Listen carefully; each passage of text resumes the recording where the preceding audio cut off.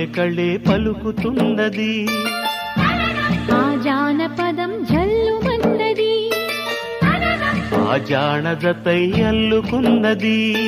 మొగలి పువ్వు మహారాజుకి మొదటి కానుక, ఎదను పరిచి వేసేయన ప్రణయ వేదిక.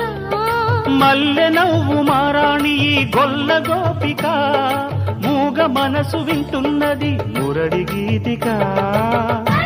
రేపల్లె మళ్ళీ మురళి విన్నది, ఆ పల్లె కళ్ళే పలుకుతున్నది.